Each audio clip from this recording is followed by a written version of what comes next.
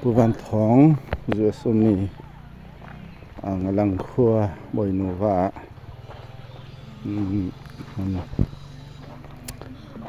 ka Ngakhor ha tua no mai te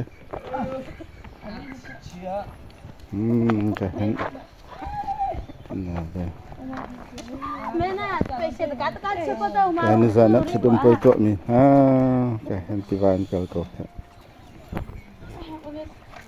sate nadaling mingkha hu atama kha chudama kha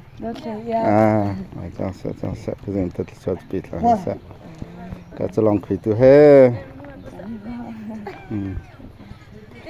he ma chidum poi tivan kale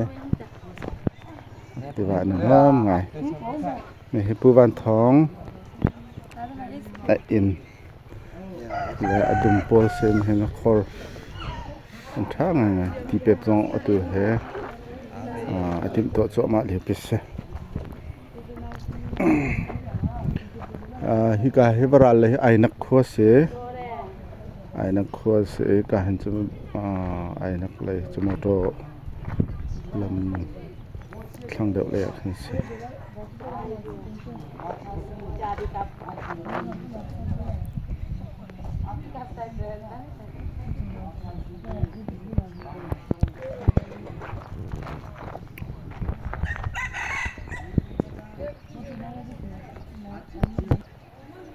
ka le hi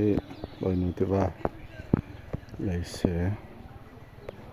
tha kho tak tak se